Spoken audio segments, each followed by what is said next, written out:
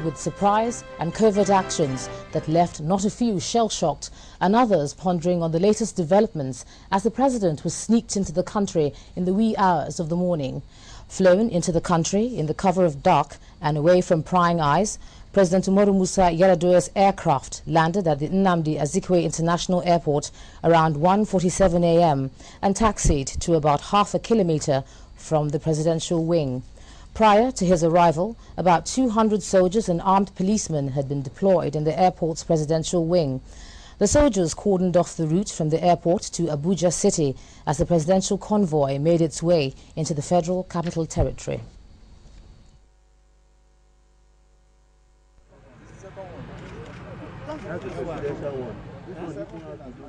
Almost in the same manner he left the country on November 23 last year, the return of President YarAdua to Nigeria was shrouded in a lot of secrecy. The jet that brought him back to the country after over 90 days in Saudi Arabia for treatment touched the grounds at about 1:45 a.m. on Wednesday.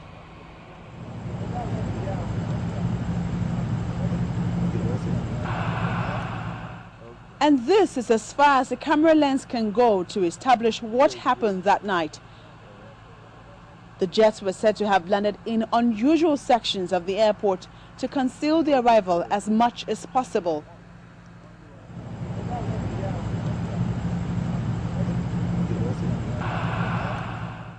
The president's return was devoid of the usual airport ceremonies and the fanfare that goes with it.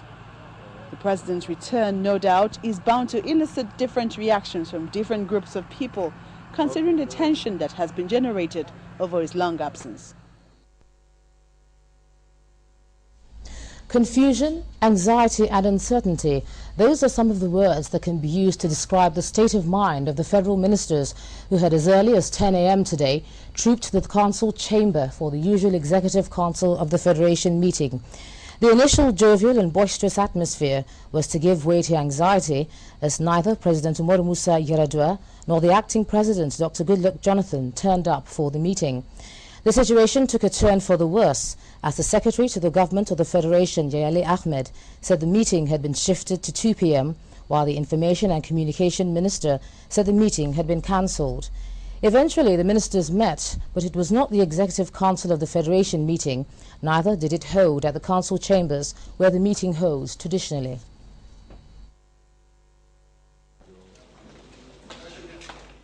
Members of the federal cabinet converging for the weekly council meeting.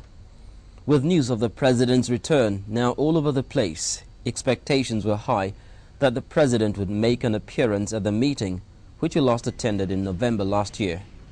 But that was not to be.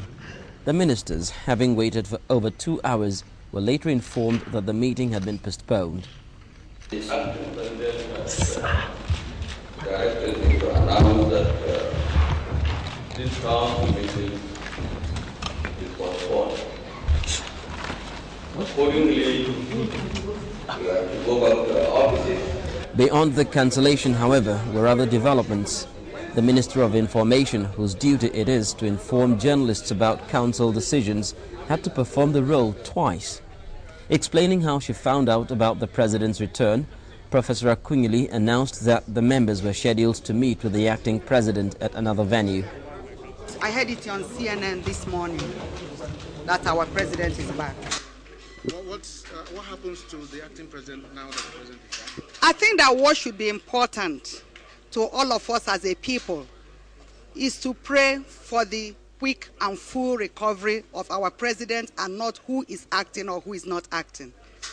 And the meeting has been moved to 2 o'clock, so we'll be wondering why? No, it's not shifted to 2 o'clock. Today's meeting will no longer hold, but at 2 o'clock, we ministers are going to hold a meeting with the acting president in his conference room. That meeting, however, turned out to be a brief one, 15 minutes. Again, the information to brief journalists. He told us the president has returned. He has been briefed by the aides of Mr. President and that he hopes to see the wife of the president this evening. And that when we meet next week, we will be briefed on the outcome of the Saudi trip by the 6 ministers, members of council, and that when he is eventually briefed by our president, he would call us again. With the arrival of the president and his declaration that the acting president continues to oversee the affairs of the country,